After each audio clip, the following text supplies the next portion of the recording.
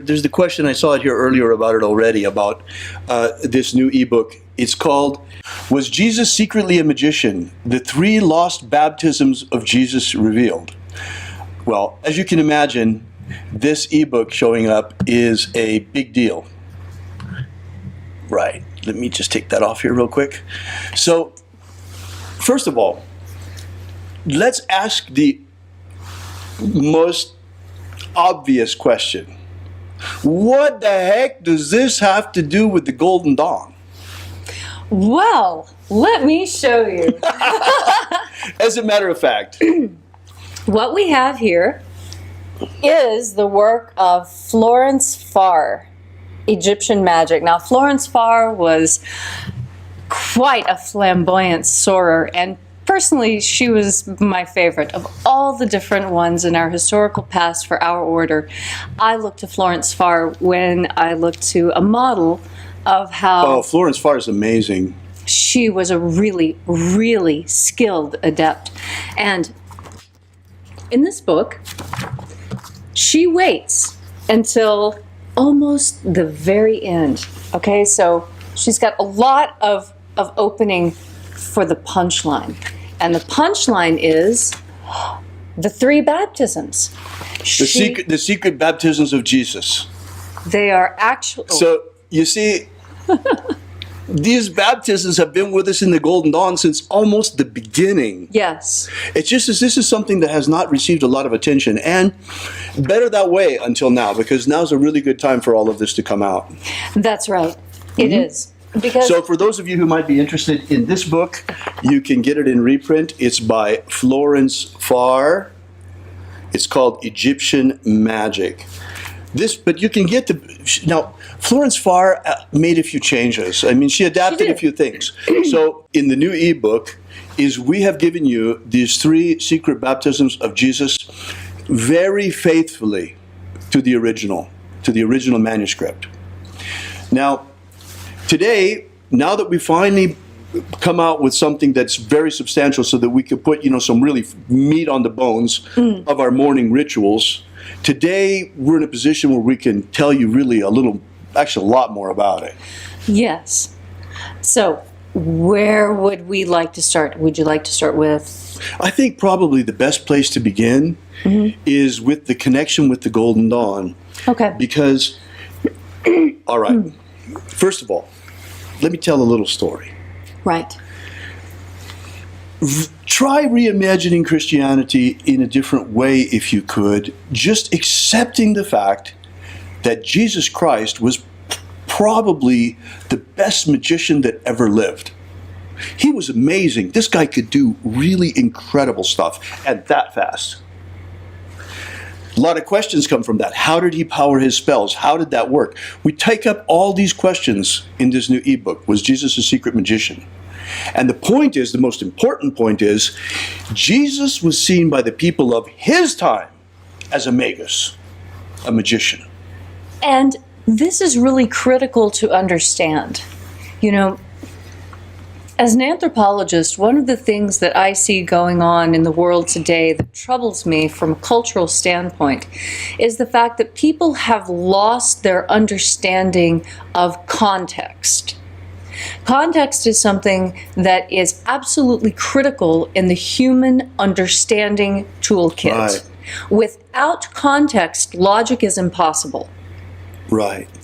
It is the context in which we understand an event. What are the other simultaneous events happening? What is the time period in which it occurs? What are the norms and attitudes, the mores and mores of the people who are experiencing the event being historically described? So in a certain way, it doesn't really matter how we see Jesus. For this particular line of inquiry, it matters how the people of his time saw him. And what is significant is that his crucifixion was based on Roman evidence that he was a practicing magician. And there's a lot more. You'll find the whole evidence presented in the new ebook. Take a look at it. You're going to really enjoy it. I'd like to move quickly to 1897. That is a jump. Let's think about this. Okay, 1888, the Golden Dawn was founded. That was the very beginning of Isis Uranian Temple. And you had Woodman and Westcott and Mathers that were there together, and they opened the temple there for the first time in London, and the rest is history. These are the early origins of the Golden Dawn, and most of you are familiar with them. 1892, McGregor Mathers founded the Inner Order, the Second Order, the Rosicrucian Adepts Circle. Right. And only 5 years later, right in the absolute heyday of the Golden Dawn, there was an amazing discovery in Egypt. The archaeologists rediscovered this amazing manuscript in 1897. Now, there's a kind of a cool story around this too, because it's just really fabulous the way the whole thing happened. There was this traveler, and his name was Bruce. Bruce was a travel writer. Yep, and he was traveling all over the place. Yes, travel writing was actually a very popular literary form at that particular point in time during the 1890s.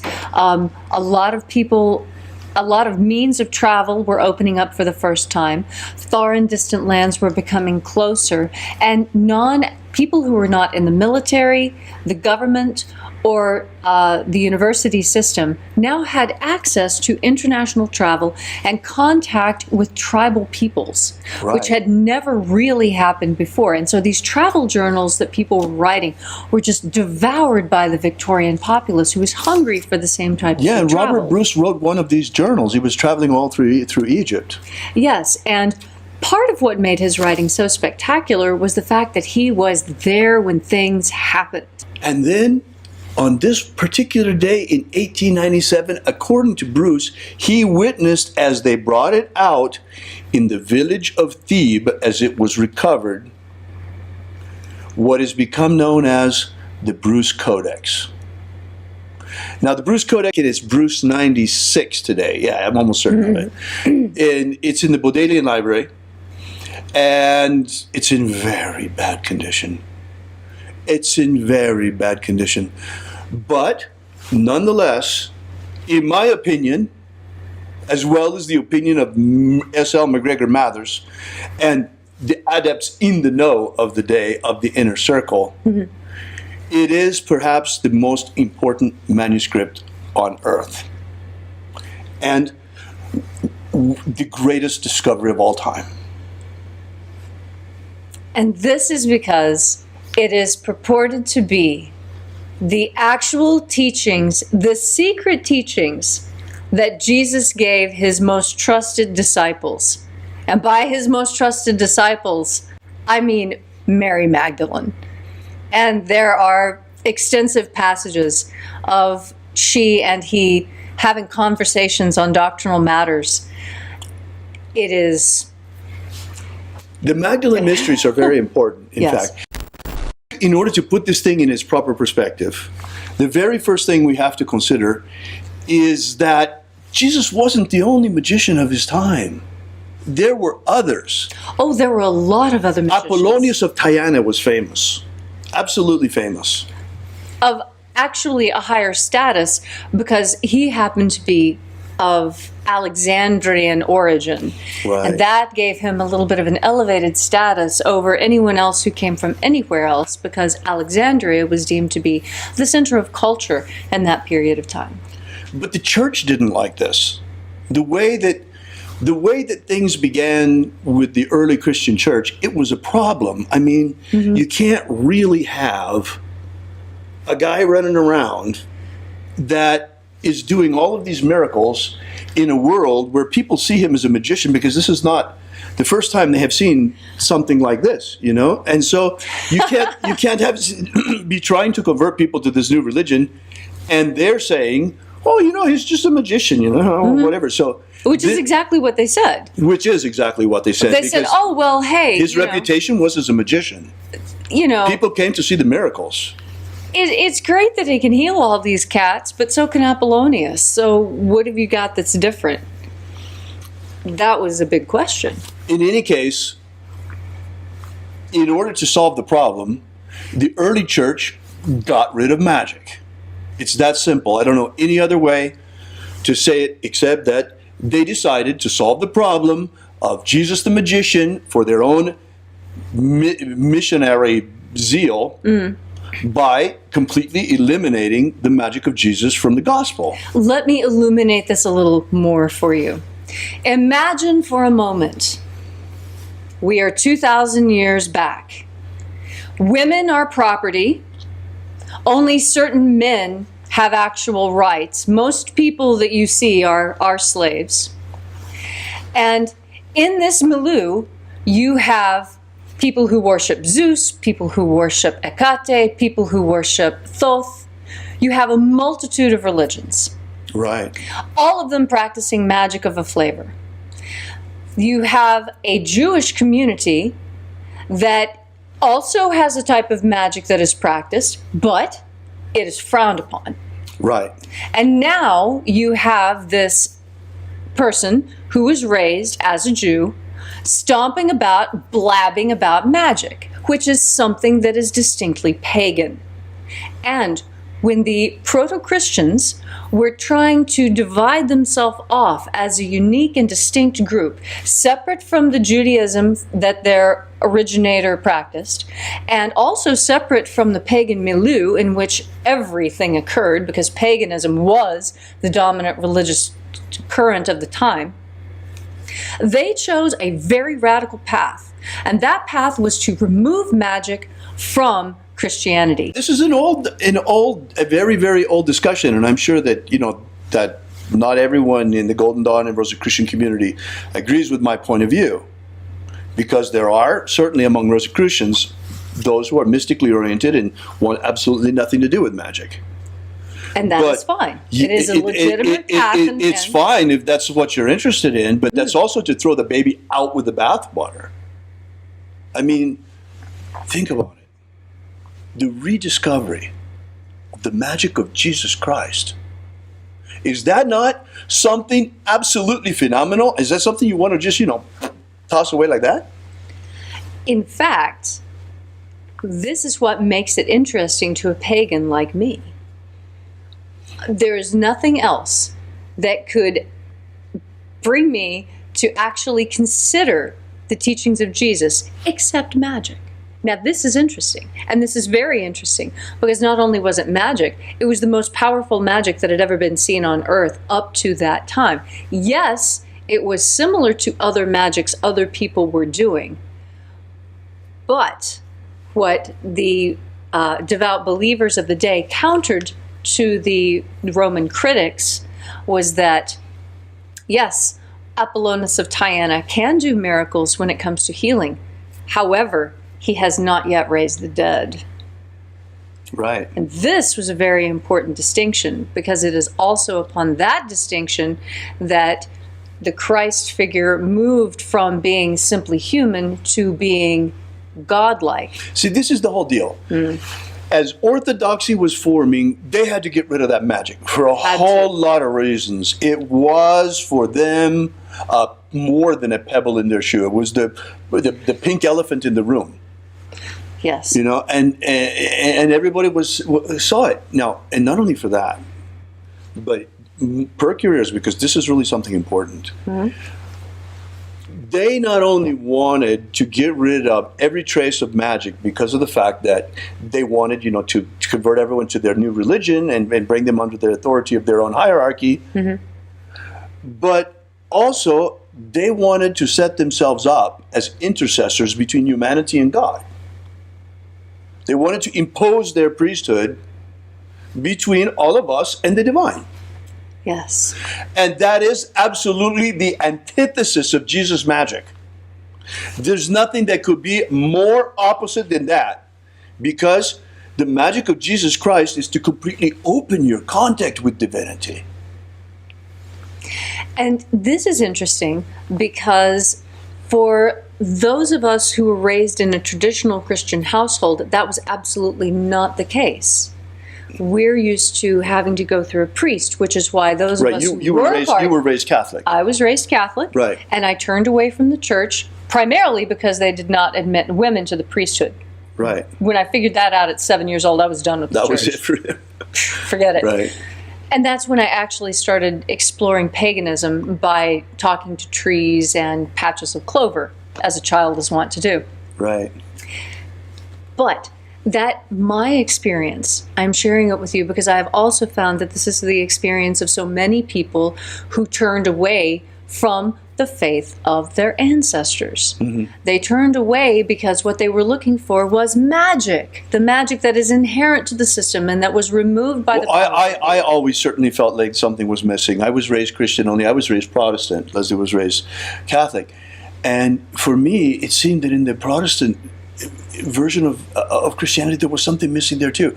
I always somehow, it's amazing really, I always somehow envied the disciples. I wanted to be them.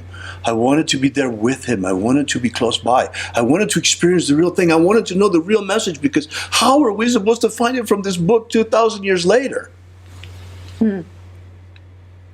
I knew somehow already as a kid, intuitively, that Jesus' message was not only a message for the multitudes, for the masses, but there was also a special message reserved exclusively for the disciples. And this is what makes it interesting to me.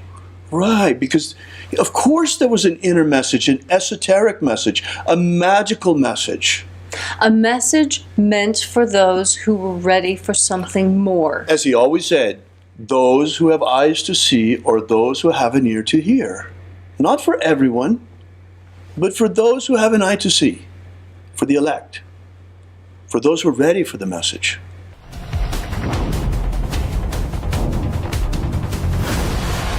Yesterday we released this brand new ebook, Was Jesus the Magician? Give you the basic background of the rediscovery of the lost books of Yahweh, how it happened, why they were repressed, why it is that the magic of Jesus was nearly destroyed and wiped from the face of the earth, and the miracle by which it survived. How we only have one precious manuscript of this ancient knowledge, and that's truly all there is left. Well, maybe in the Vatican they have it, but they're not about to give us that to fill in the little gaps that we've found. So be sure to make sure you download this. You don't want to miss this. You can get it for free for now at thesecretsofjesus.com. Thesecretsofjesus.com. Also find our daily ritual live stream. That's right. Every day, starting at precisely sunrise Pacific time, you are invited to experience first-person shooter magic you'll find nowhere else on the web. Yeah, it's pretty cool.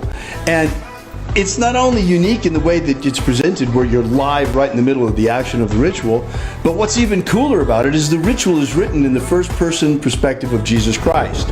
Check that out. This comes from a manuscript that archaeologists found in Egypt. And they say that it comes from very, very, very early Christians, but the Christians themselves, those early Christians, say it was actually written by Jesus and was the secret magic he taught his disciples.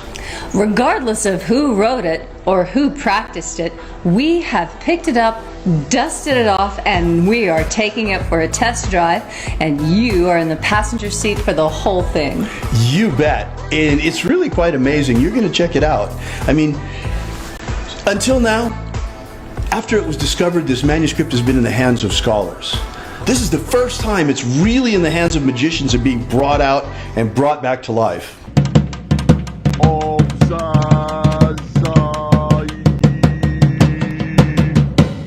So check us out every morning at sunrise.